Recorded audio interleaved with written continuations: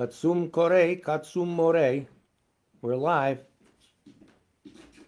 Hi, early birds. We're live to adjust the color. Steve, if you're online now, let me know how the lighting is color-wise.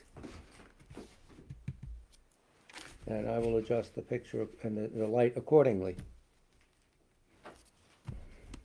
Okay, there you go.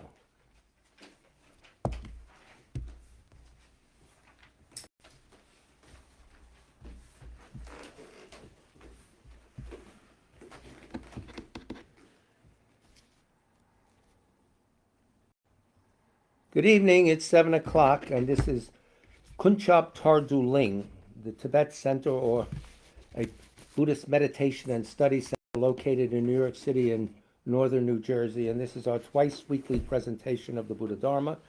The graded stages of the path, or the Lam Rim Chenmo, is what we're studying now. Volume 3, we're up to the insight section, which is very heavy. We're adjusting the light, so if I get a message the light is too bright or too light or whatever, I will adjust. Steve, let me know. If you have a problem with the picture, the sound, etc., please text me or Mr. Smith. All the prayers that we say are on the website, on the FAQ section, the tibetcenter.org, frequently asked questions. You scroll down to prayers. And while I'm talking, I'm getting my place ready for the prayers.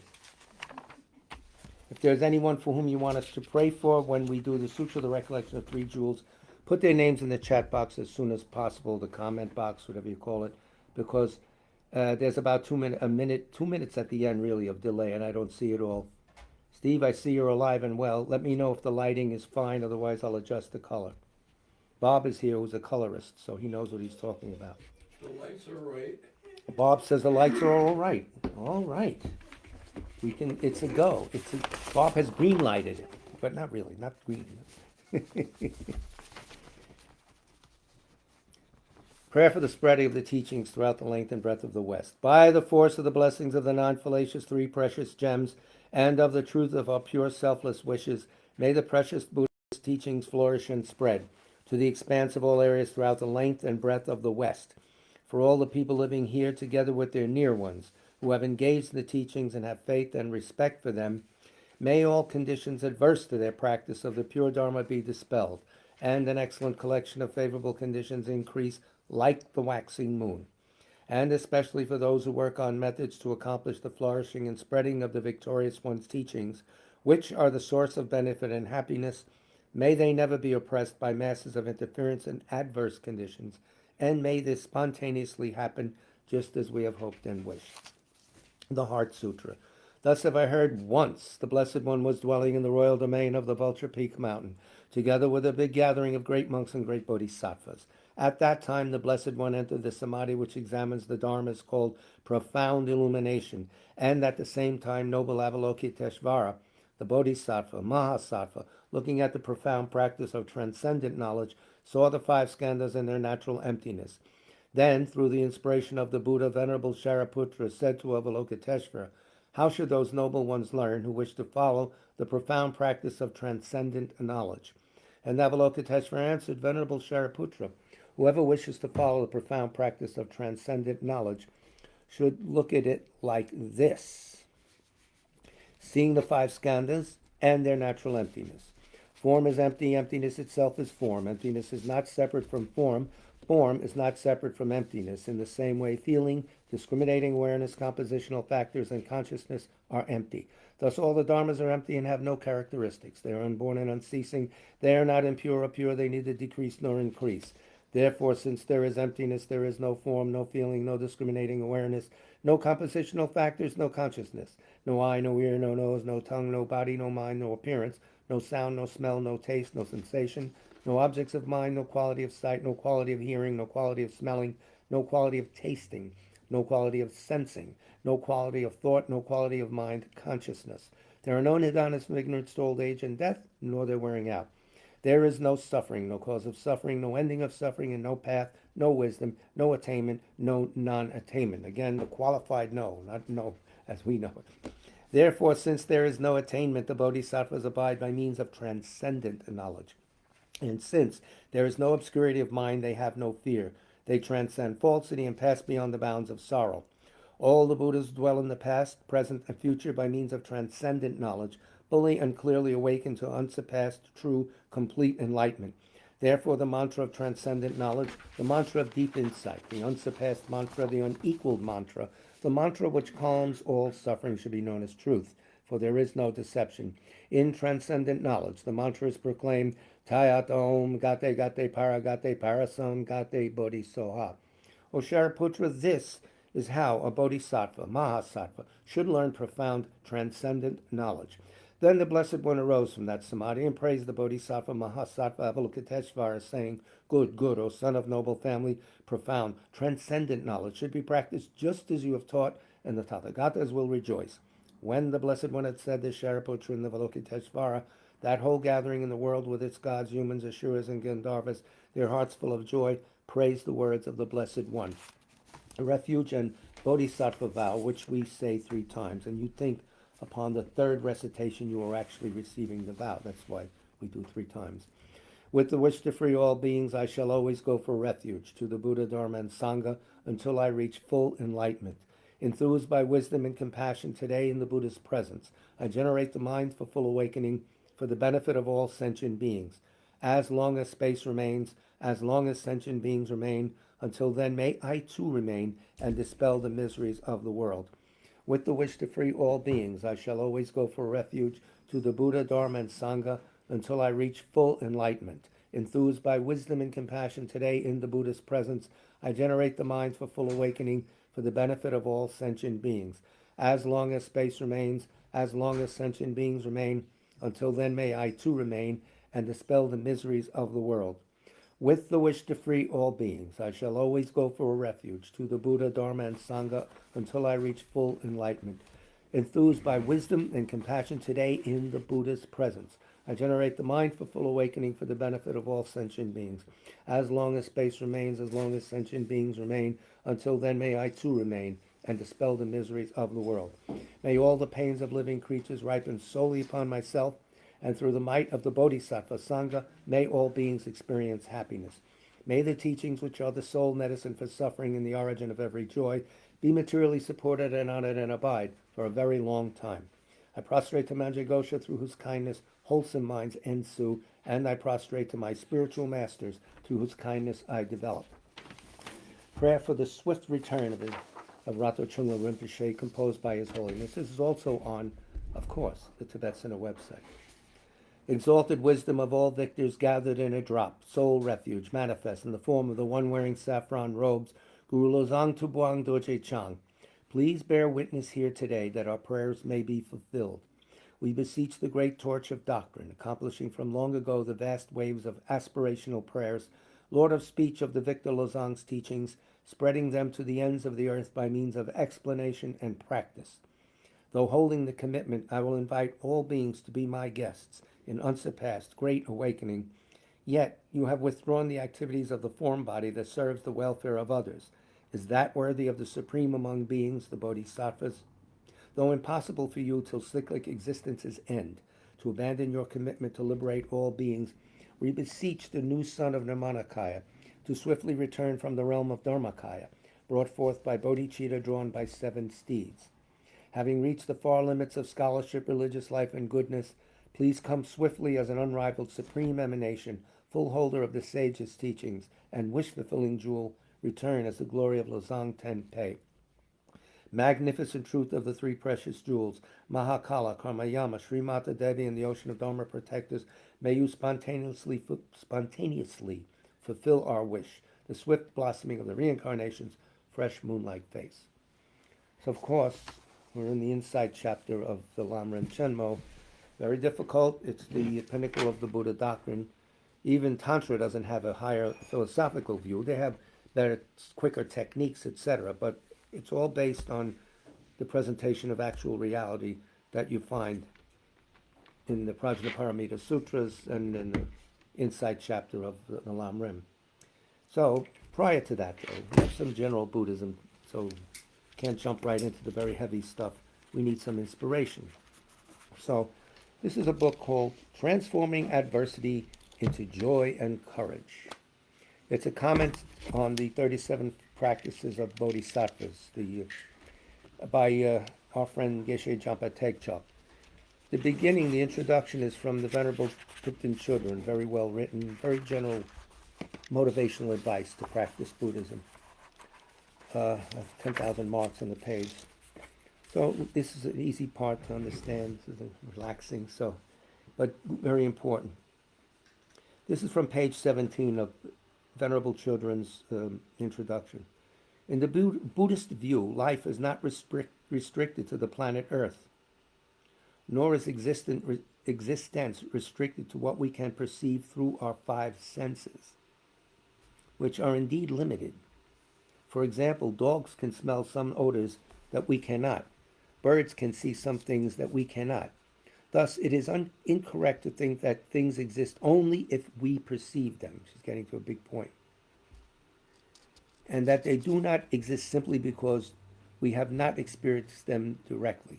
So our perceiving things is not the criteria for things existing. If we don't believe things exist, you know the old adage in Buddhism, oh, I don't believe in past lives or future lives. Okay, prove their non-existence, that's all. Otherwise, hold your fire, accept it as a hypothetical. So that's a great logical rule. How could there be past life? How could there be future life? Well, prove there's no existence, logically. They can prove logically that there are and have been. So, the next piece of advice.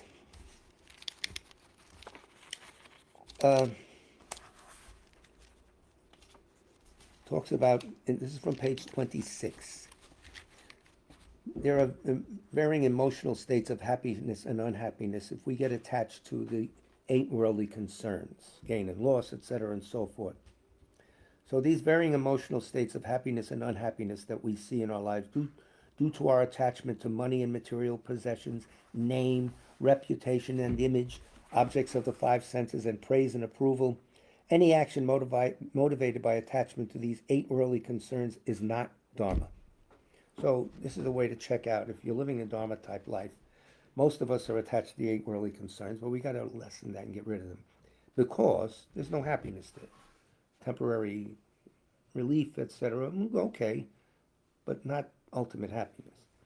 So if it is polluted with limited self-centered interests that keep us bound in dissatisfaction, frustration, and suffering. When our motivation is mixed with the thought of the 8 worldly concerns, even if we work very hard, sleep very little, and undergo great hardships in our practices, they will not go well. Our minds are polluted by these concerns. There has to be a purity of intention. She continues, there is a solution, transforming our motivation. Through understanding, our future lives become more important to us than this one. As John Spell used to say to us, why are they important? Because they're longer. They're long, very long. And this is going to be, of limited duration. So it's not something to laugh at, but it's the fact. Our present life is not stable. Our lifespan decreases moment by moment, and eventually we must leave this life. We must die. Therefore, it doesn't make sense to work only for the happiness of this life, which is so fleeting and brief, and neglect to prepare for future lives. Our future lives will continue for a long time, and are more certain to come to, and will continue for a long time, and we're more certain to come than old age in this life. They're more certain to come than our own old age, because we don't know. We could be dying suddenly. So, therefore, they are more important than this life. Having cultivated this motivation, we enter into the initial level of practice. So the first thing when you want to enter into practice, and then at that point you would start thinking about taking refuge. I need some help here. Help here, please. Yeah. You take refuge. The right way. Not because everybody else is doing it and you get to have a Dharma name. Ooh. Some people wonder. You wonder? I'm asking the rhetorical question of Venerable Jackie. If we always think about future lives, then we are not living in the present. In fact, when we are concerned with future lives, we will appreciate the present more. Why? Our mind will not be disturbed by anger, attachment, pride, jealousy, and laziness, attitudes that commonly fill our mind and make us live in the past and the future. Think about it. Those things. Past and the future. I'm going to do this. Oh, I can't stand that I did that. Or I regret this. Or why can't it be like it was in the past? Blah, blah, blah, blah, blah. Where do you go with that? Nowhere. Thus, we will be more mindful of what is valuable, more aware of our actions, and more concerned about others. All that takes is a simple understanding within yourself that, yeah, future lives are more important, and see what the echoes of that understanding do. They take the edge off things in this life. At least I found out a little bit about that. Not much, but a little. All of these attitudes will enhance the experience of this life and enable us to create positive karma to accomplish our spiritual aims. Having a good motivation is extremely important for Dharma practitioners and for all beings. It is important to remember this, and for this reason we talk a lot about motivation. If we consider our motivation to be of little consequence, we will get up in the morning in a slipshod fashion, immediately thinking about how to get as much happiness as possible for ourselves during the day, regardless of the effect on others. We will live on automatic, with little or no awareness of what we are thinking, feeling, saying, or doing, and thus may deliberately or inadvertently harm others, besides harming yourself with inanity.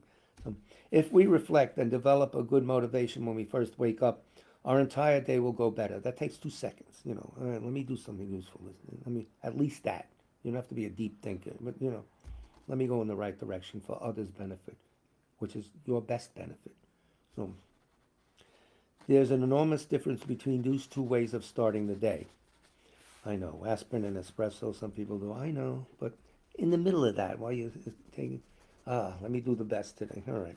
Merely repeating the words, I must attain enlightenment for the sake of all sentient beings, therefore I am going to do this, with no feeling, is not without merit, but it is not of great benefit. Come from the heart. We need to unite the meaning of the words with our mind, so that we feel it as much as possible. We need to encourage ourselves by determining from the depths of our hearts, if I live my life in distraction, it will be a great loss. I must progress towards enlightenment and serve other sentient beings. Therefore, I'm going to do this. So that's probably, I'm sure that's what she does in the morning. And look at the difference. She's developed a very good practice point in the Sravasti Abbey. Very helpful to others.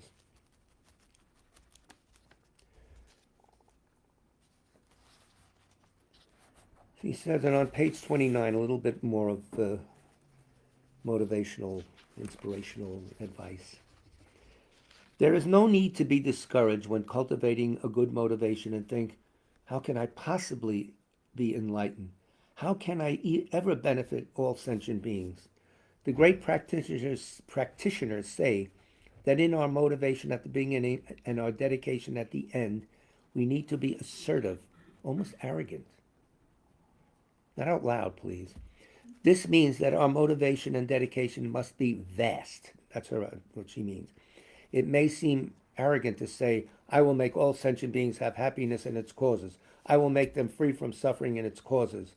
For we are promising to do something that we are not in a position to do. If we're being frank, being egomatic, maybe, but no. However, generating these wishes helps us to develop a very vast motivation and dedication. If we do not have the motivation to do something, we'll never even approach that. A vast motivation and dedication will encourage us to go in that direction and give us the courage and fearlessness to do that. Without a courageous attitude, we will have difficulty accomplishing even something easy that we are fully capable of doing. Courageous attitude. Never mind, I can't do that. That's insane. There's no reason for that. These things, the techniques have been tried for thousands of years and they work.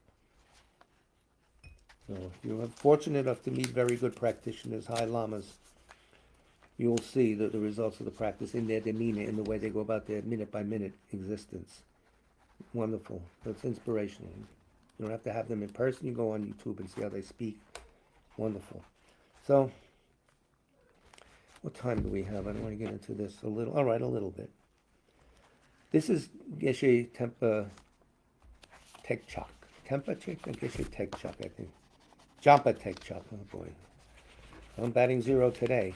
So he's commenting on the 22nd chapter of 37 Practices to Enlightenment. It's very germane to what we're studying now. You'll see how this weaves. We'll hear from His Holiness next and then to the text. But the verse says, whatever appears is your own mind. Your mind from the start was free from fabricated extremes. Understanding this, do not take to mind inherent signs of subject and object. This is the practice of bodhisattvas. That's the verse. A little bit of commentary. Mr. Jampa says, here Togme Sangpo speaks of how to realize emptiness during the meditation session. The time of meditative equipoise focus single-pointedly on emptiness. That's during the session, what they sometimes call space-like emptiness. You'll hear more about this. The object disappears, you disappear, and all that. Then, when you come out of it, they call it illusion-like emptiness, because that mind that saw no inherent existence now comes back and doesn't see inherent existence as it did before. Things seem more dreamlike, more like they're in a movie, they say. So we'll flesh these ideas out. How to apply our understanding of emptiness after the meditation, that is, while we engage in daily activities, is described in the next two verses. We'll do that next time. Something to look forward to. Coming attractions. In exploring the emptiness of inherent existence of phenomena, we are focusing on the ultimate truth, the deepest mode of existence of persons and phenomena. The persons and phenomena themselves are conventional truths. Very important, they're conventional truths, however. Dependently existing things that appear with their own characteristics and perform various functions in the world. We don't have to be told that, we see that. Okay. These two truths are related in that conventional truths are what appear to our mind on a day-to-day basis, while ultimate truths are their deeper mode of existence. The conventional truths are valid, really, really valid. So we'll let it go at that. Well, a little bit more, because it's germane to our talk tonight. Nothing can ever be found that is self-existence, or that exists by itself independently of other phenomena. Whatever appears to the mind, both inner objects related to sentient beings' minds and outer objects in the environment, is merely labeled by mind. Hard to understand that. We'll hear it over and over again. Finally, you'll sort of get an idea. If we analyze the final mode of existence of the subject, mind which labels the subject, not the objects that are being labeled, we find that it too is free from elaborations of the two extremes of true existence and total non-existence. The mind is just like the object. Why not? Thus, the final way of existence of both object and subject is that they do not exist from their own side, a Tibetan way of putting things. Easy to understand that. They are like space, which in this context is defined as mere lack of tangibility and obstruction, lack of obstructive contact, whatever. So wherever we look in space, we never find anything tangible or any impediment. Similarly, if we look for existence from its own side in any phenomena, we never find it. You'll never find inherent existence. You might lie to yourself, and there it is. Okay, yeah, the first three schools did that. So you're behind the times. They've been doing. Important, you have to hone your understanding of emptiness in stages. But similarly, we never find it. We simply find freedom from the elaborations of the two extremes, nihilism and eternalism. Leave it at that. So that's Geshe Jampa's Tekchak. Wonderful Lama. We heard from him last week in his other book. So, His Holiness Dalai Lama. Last night he was on, it's probably still podcast, the Nyingma Center in Bodh Gaya gave him a very elaborate long life ceremony, very moving. And he gave a little bit of talk, a little bit about Tibet, a little bit about practice, of course. Beautiful, beautiful. Monastery and grounds, etc. So if you're in the mood, go to his website and watch the archived presentation. Let's see what's the time. I'm hitting the time all the time. All right. This is about meditating in the meditative equipoise on emptiness. This is from the newest volume of the series, The Library of Wisdom and Compassion, Realizing the Profound View. Beautiful cover as usual. It's the eighth volume of a 10-volume collaboration. The two last have not come out yet, between His Holiness Dalai Lama and the Venerable Abbess Thupten Children. Wonderful. So, page 299 of this volume 8. If you're keeping score. It's on Amazon. You can get it. You get it. The Wisdom, whatever. Enough sales talk. Come to the point. His Holiness says, when engaging in ultimate analysis, it is fairly easy to draw the wrong conclusions that phenomena are neither existent nor non-existent. And in dependence on this, experience shimmering exotic appearances rather. Shimmering exotic appearances. Ooh. And this happens to people interested in the middle way, or Madhyamaka, who have heard a few teachings on emptiness, having heard of the importance of differentiating true existence and conventional existence. They repeat those words, but they don't really understand the meaning. Instead of using ultimate analysis to refute true existence, they apply it to conventional existence and fall to nihilism. We'll elaborate later, but remember last class we talked about certain techniques are to be used for certain purposes. They don't work. Ultimate analysis is not the authority for examining conventional existence. You leave it alone. Conventional existence is its own. You have way of approaching it. I'll elaborate later. Let me not confuse everybody with my bumbling talk. So, instead of using ultimate refute, Tsong-kha-pa warned that if we apply ultimate analysis to examine the conventional existence, we will wind up undermining all worldly conventions. There's nothing there. That's what we're going to talk about tonight. Therefore, he counseled, conventions should not be subjected to ultimate analysis. Conventional analysis is used to understand veiled truths and is valuable in doing so. Veiled truths means truth for an obscura, or drib, I think in Tibetan is obscure, right? Something, drib, say drib, obviously, whatever. Obscure to us because we don't have yogic perception. But otherwise, we get around in the world. We know where to find things. So, it's valuable. Conventional truth analysis is very valuable. This analysis enables us to know how planets orbit stars and viruses interact with human and animal bodies. It also knows what factors are conducive for a functioning society, and it adjudicates disputes regarding property ownership, all the things we do in mundane life. However, conventional analysis cannot explore the ultimate nature of any of these things. We leave them alone without analyzing. This does that does this. Their ultimate mode of existence is known through ultimate analysis. Ultimate analysis looking for one thing. What's its ultimate mode of being underneath all these appearances and this and that? The difficult point, His Holiness goes on, is to be able to correctly ascertain the object of negation, true existence. That's what the topic of this chapter is, object of negation. It is very critical. We have to fully negate it and still posit those persons that lack true existence as the accumulators of actions and experiences of results. They're not inherently existent, but they're still there, and they do this and they do that. And if they do bad things, they'll suffer. Good things, they'll have joyful experiences. What's going on?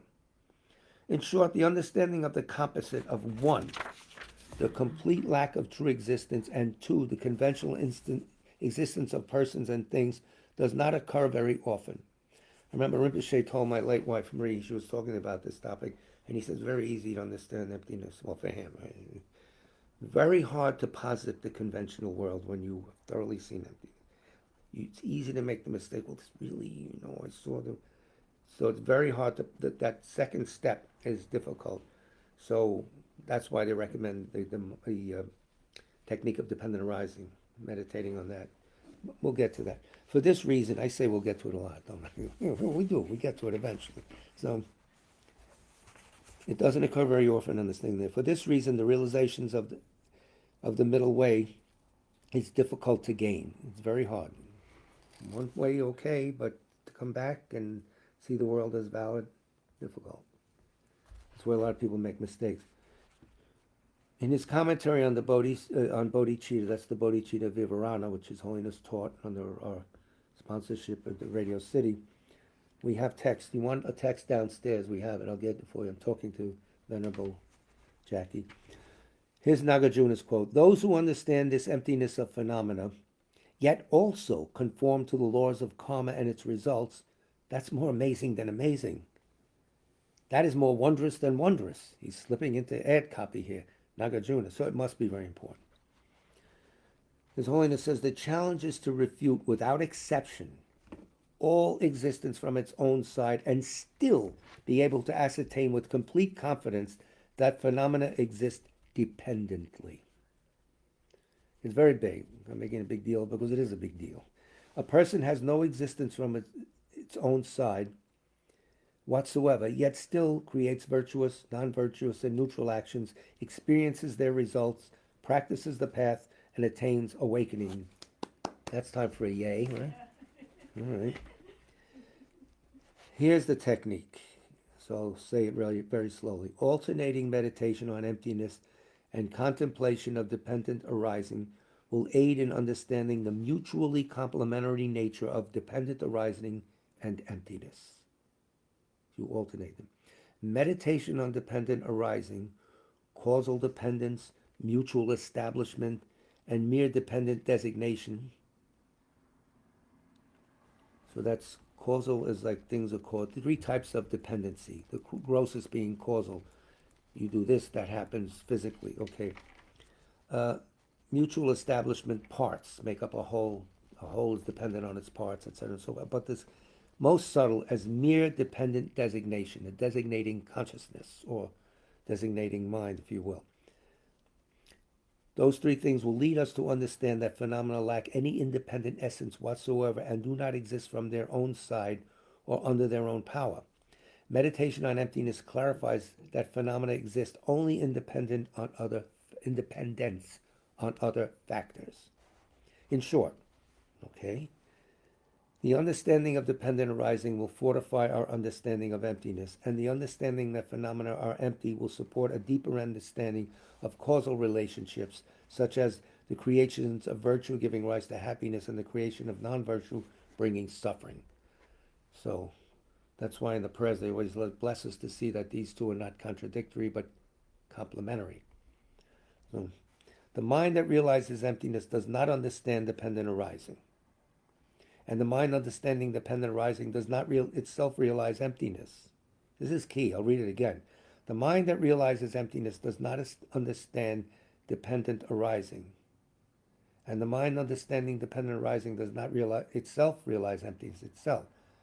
However, these 2 minds can induce each other.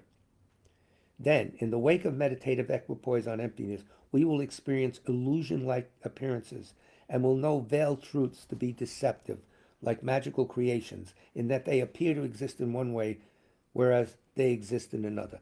You go into your meditative equipoise, the object itself, you're looking for inherent existence on the base of something, or whatever, a table. So the object disappears, the mind understanding it disappears, a vacuity. You come out of that equipoise and you walk around in the world and things don't seem to have the hard edge they did before. One Lama, Kamto Rinpoche, told me that he was riding through Tibet, traveling with this one Lama who was very, very versed in emptiness, was always going into, and he, coming out of the equipoise, he saw things very illusory. It's like evanescent or so. They had to tell me, you got to duck now. You're on a horse, you're going to hit this tree limb. That's how it gets, Of course, they had the minds to see where his mind was at. So this is very interesting. These are high lamas. So, then he quotes Chandrakirti.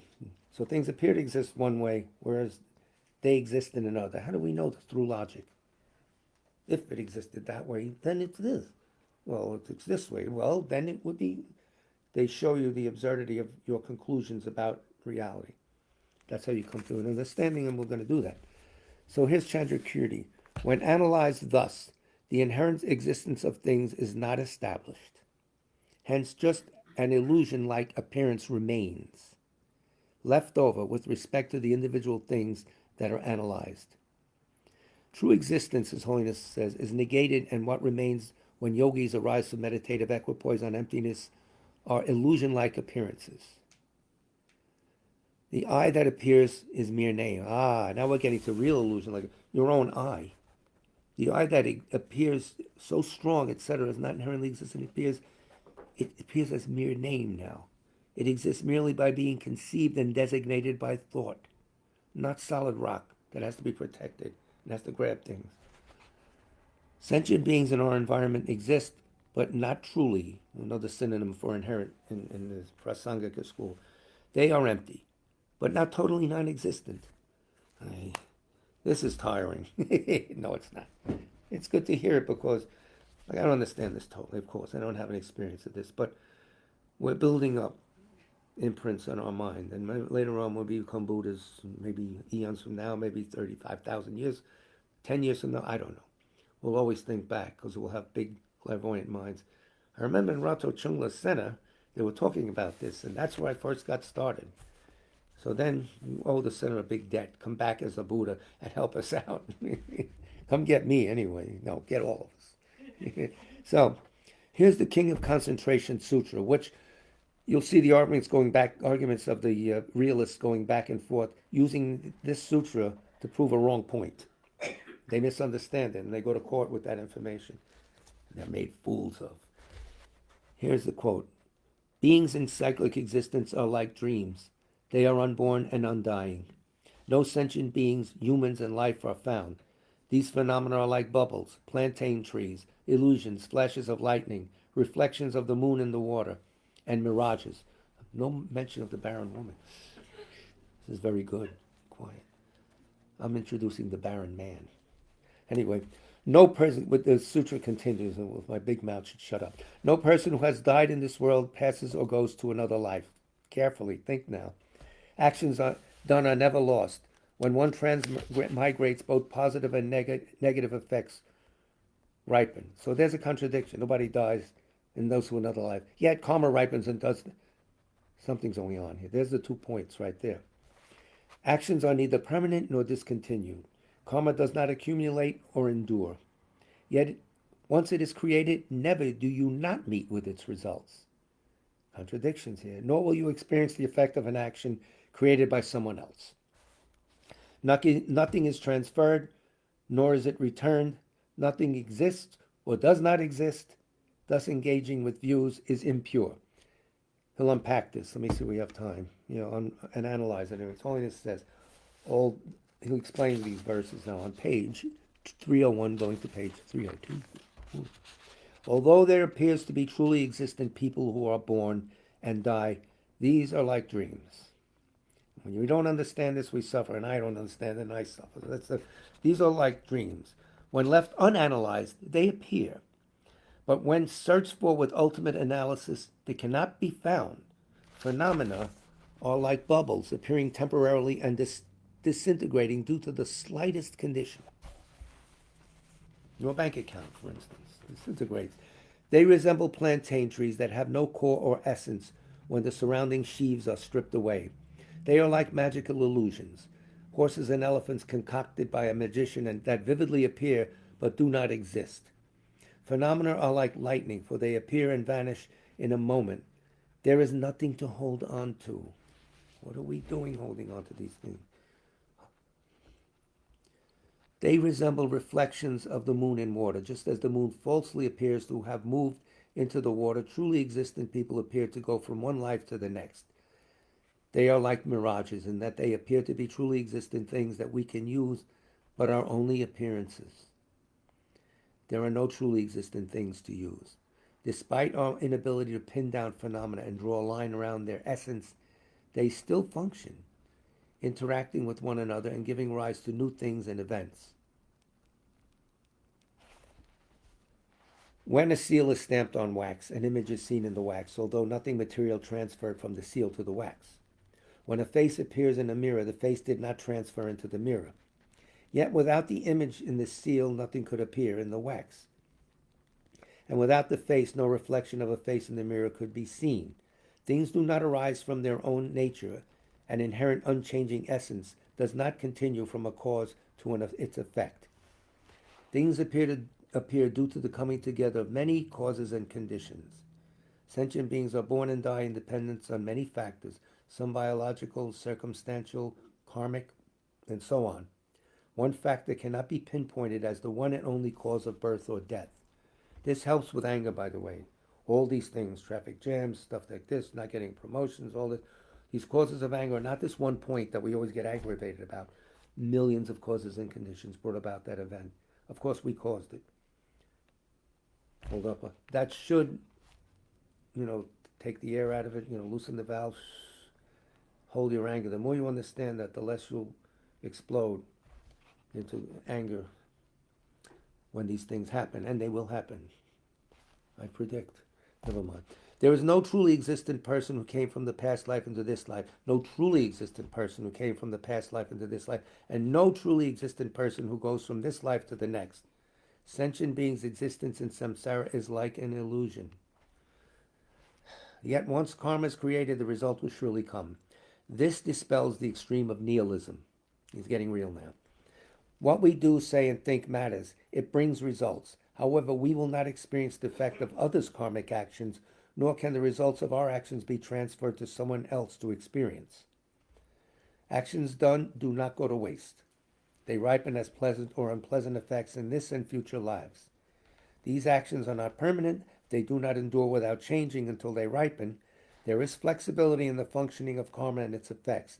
Nevertheless, virtue always produces happiness, and non-virtue consistently leads to suffering.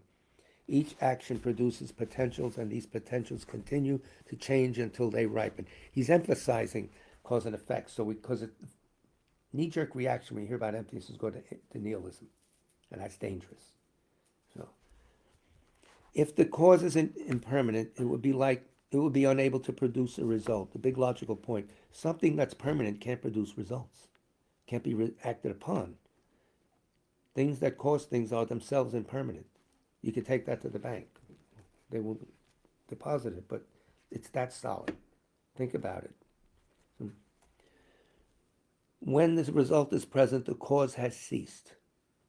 Karma and its effects are neither truly existent nor totally non-existent. Similarly, the persons who create karma and experience their effects are neither truly existent nor not totally non-existent. The Ratnakuta Sutra says, that's what we've heard from a few classes ago, O worthy ones, yes, no. Where are you going and whence have you come? They replied, Venerable Subhuti, the Transcendent One has explained things as follows. Nothing goes anywhere or comes from anywhere. When contemplated, these verses and passages from the sutras are very powerful. Reflect on them when you meditate on the 12 links of dependent origination and on the laws of karma and its effects. Doing this will help you cultivate the right view of the complementary nature of emptiness and dependent arising early on in your practice, and that'll give you a faster path, they say. I've heard that. So that's His Holiness in this wonderful 8th volume of this wonderful Library of Wisdom and Compassion. Wonderful, wonderful. They are. They're better than anything you buy in the store in general. So we are in the 10th chapter. We'll do a little bit of that. It's very thick, I understand, and we have a commentary to help us. Page 127 of the LAM Chenmo Volume 3 is where we'll pick up if you have the book at home. Otherwise, just, he's going to bring in now the people who criticize Madhyamaka and say the Madhyamakas deny everything. Tsong-kha-pa states on page 127, starting with others' assertions. Now he's presenting an argument that he's going to knock down. He's giving you 8 reasons, rather, that he's going to knock down. Probably won't get them all tonight, but we can look forward to it in the next class. Most of those who today claim to teach the meaning of Madhyamaka say that all phenomena ranging from forms through omniscient consciousnesses are refuted by rational analysis of whether production and such exist as their own reality. That's a key word, forms through omniscient consciousnesses.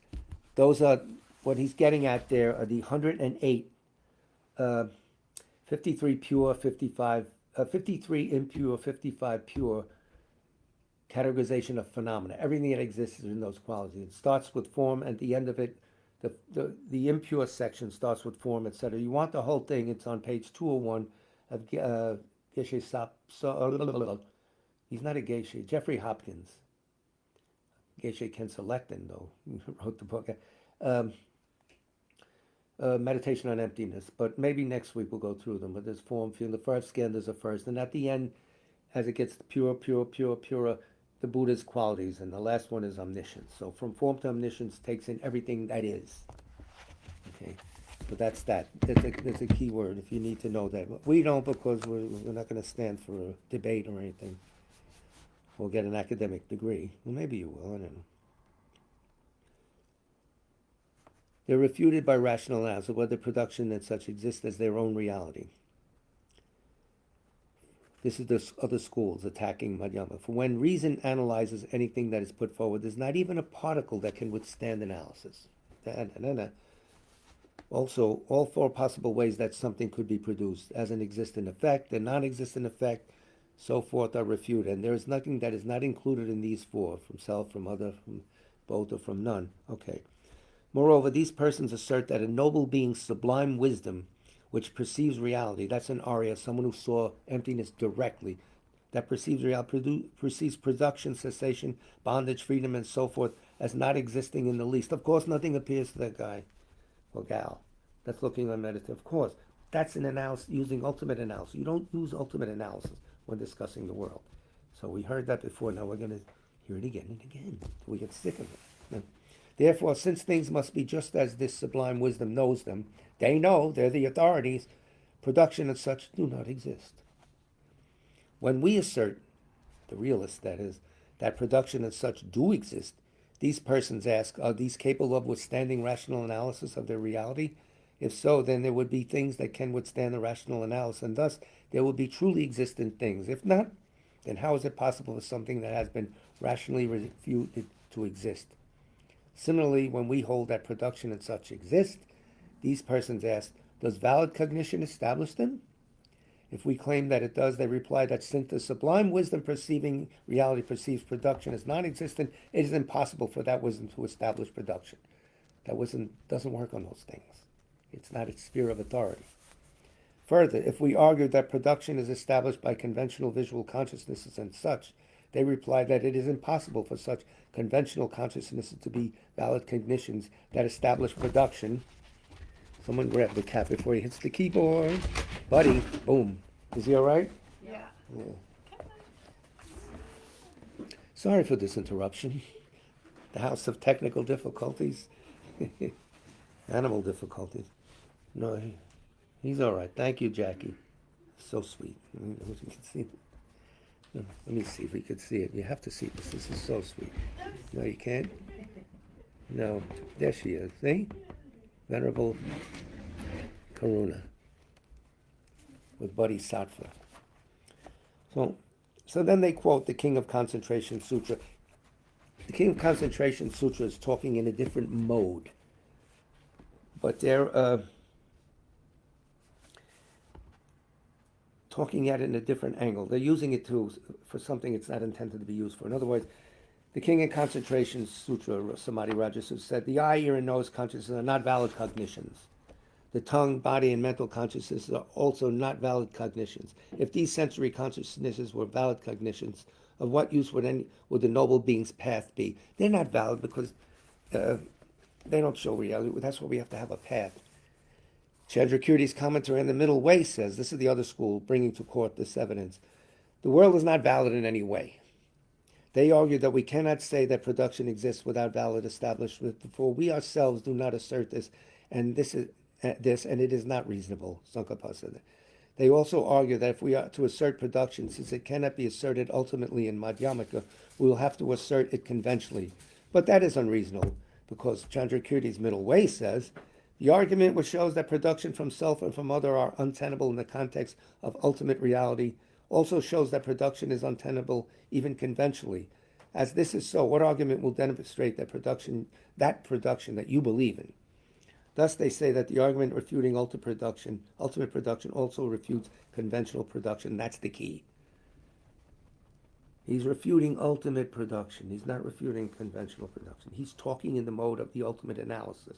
He's not talking in the mode of valid establishment of conventional reality, which is as valid as, what, everything. So,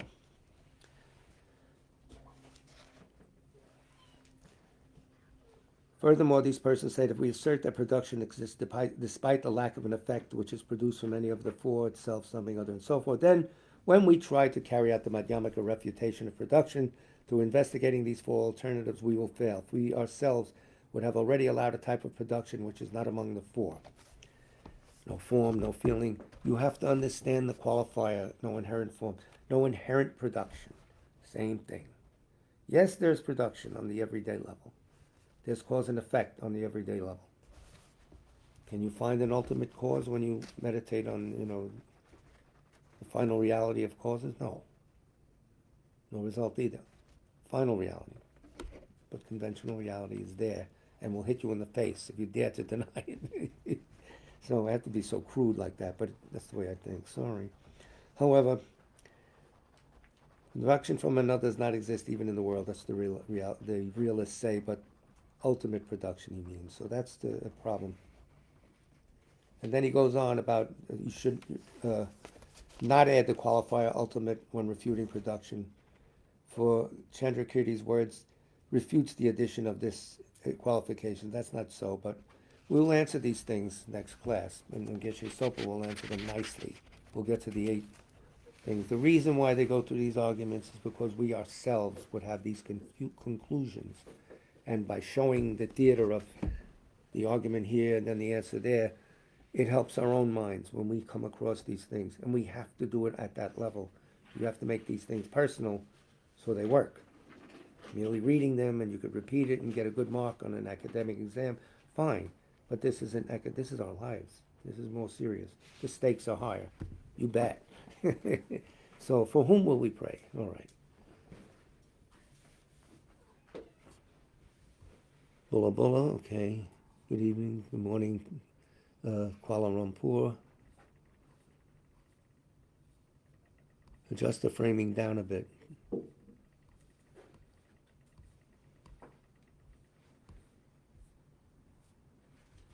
Richard Wilson's, we pray for Venerable Tenzin Karuna. No, she's right here, very much alive. Are you alive and well? Yeah. Oh, good. Make some noise. Yay. Beep. She said beep. No, Richard, we're not praying for Tenzin Karuna to be born in the pure realm.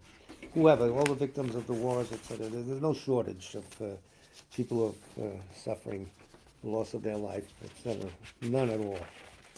Due to the recollection of the noble three Jews, I prostrate to the omniscient one, thus the Buddha, Bhagavata, the Gata, Arahat, Samyak, Sang Buddha, the learned and virtuous one, the Sugata, the knower of the world, the charioteer and tamer of beings, the unsurpassable one, the teacher of devas and humans is the Buddha Bhagavat.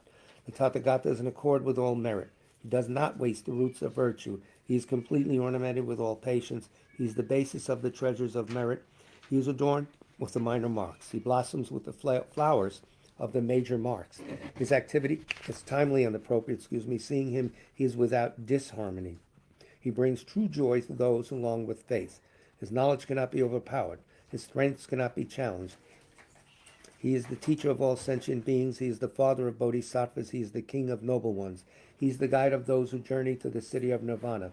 He possesses immeasurable wisdom. He possesses inconceivable confidence. His speech is completely pure. His melody is pleasing. One never has enough of seeing him. His form is incomparable. He's not stained by the realm of desire. He's not stained by the realm of form. He is not affected by the formless realm. He is completely liberated from suffering. He is completely and utterly liberated from the skandhas. He is not possessed with dhatus. His ayatanas are controlled. He has completely cut the knots. He is completely liberated from extreme torment. He is liberated from craving. He has crossed over the river. He is perfected in all the wisdoms. He abides in the wisdom of the Buddha Bhagavats who arise in the past, present, and future. He does not abide in nirvana. He abides in the ultimate perfection. He dwells on the bhumi where he sees all sentient beings. All these are the perfect virtues of the greatness of the Buddha Bhagavat. The holy Dharma is good at the beginning, good in the middle, and good at the end. Its meaning is excellent. Its words are excellent. It is uncorrupted. It is completely perfect and completely pure. It completely purifies. The Bhagavat teaches the Dharma well. It brings complete vision. It is free from sickness. It is always timely. It directs one further. Seeing it fulfills one's purpose. It brings discriminating insight for the wise. The Dharma, which is taught by the Bhagavad, is revealed properly in the Vinaya. It is renunciation. It causes one to arrive at perfect enlightenment. It is without contradiction. It is pithy. It is trustworthy, and puts an end to the journey. As for the Sangha of the great Yana, they enter completely, they enter insightfully, they enter straightforwardly, they enter harmoniously. They are worthy of veneration with joined palms. They are worthy of receiving prostration. They are a field of glorious merit. They are completely capable of receiving all gifts. They are an object of generosity. They are a great object of complete generosity. The protector who possesses great kindness, the omniscient teacher, the basis of oceans of merit and virtue. I prostrate to the Tathagata. Pure, the cause of freedom from passion, virtuous, liberating from the lower realms. This alone is the supreme ultimate truth. I prostrate to the Dharma, which is peace. Having been liberated, they show the path to liberation. They are fully dedicated to the disciplines. They are a holy field of merit and possess virtue. I prostrate to the Sangha. I prostrate to the Buddha, the leader. I prostrate to the Dharma, the protect. I prostrate to the Sangha, the community. I prostrate respectfully and always to these three.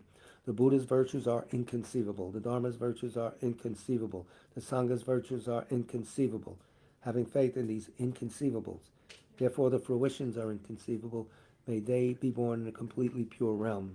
The people in the apartment block that was hit in Ukraine today, young children, young girls, young boys. One boy said, "Now I'm without my mother." Nice. All these wars are created by minds that are not realized, or at least moistened by some compassion. That's our job here. It's not that we're sitting by doing nothing. We're doing the thing that will change things. So, as a further cause for the quick return of Ratha-Chungla Rinpoche to our sphere of perception, His Holiness recommends we say prayer for the flourishing of J. Tsong-kha-pa's teachings, which of course is on our website. I have to have espresso energy. Though he's the father, producer of all conquerors, as a conqueror's son, he produced the thought of upholding the conqueror's dharma in infinite worlds. Through this truth, may the conqueror Losang's teachings flourish. When of yore, in the presence of Buddha Indraketu, he made his vow, the conqueror and his offspring praised his powerful courage. Through this truth, may the conqueror Losang's teachings flourish. That the lineage of pure view and conduct might spread, he offered a white crystal rosary to the sage who gave him a conch and prophesied. Through this truth, may the conqueror Losang's teachings flourish. His pure view, free of eternity or destruction, his pure meditation, cleansed of dark fading and fog, his pure conduct practiced according to the conqueror's orders. May the conqueror Losang's teachings flourish.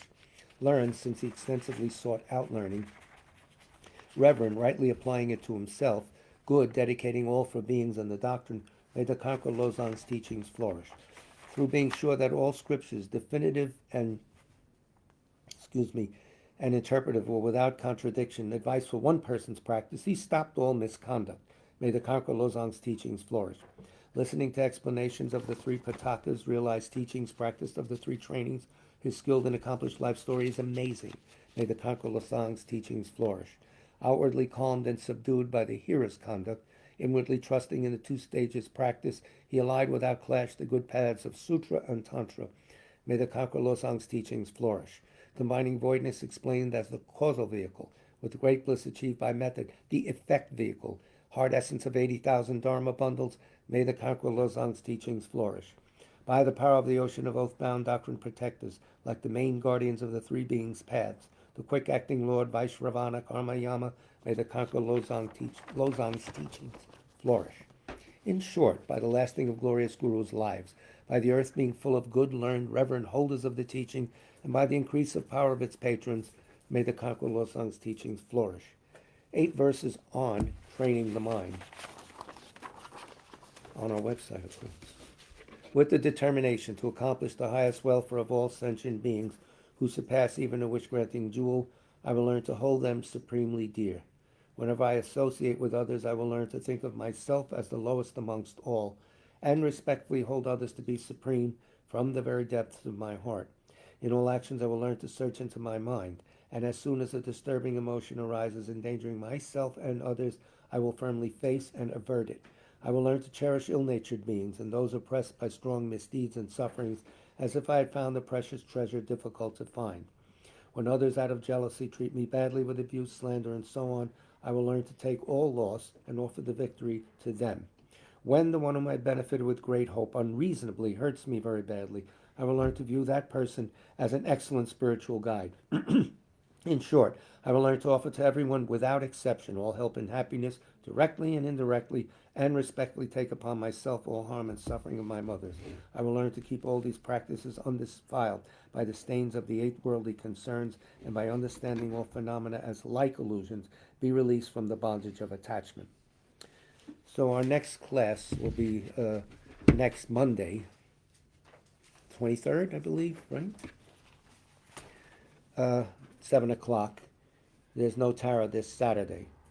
Our website will have more and more of Rato Chungla Rinpoche's archive teachings, so every once in a while check it out and you'll have his teachings going on and on and on forever, we hope. What else? And that's it. Big love to all of you. Thanks a lot. This is very thick, and then I'll try and make it a little more entertaining next session, but it's important that we at least hear this, whether we understand it directly or not. Initially, we have to hear it, then our inner minds will work on it. Big love to all of you. Take care, guys.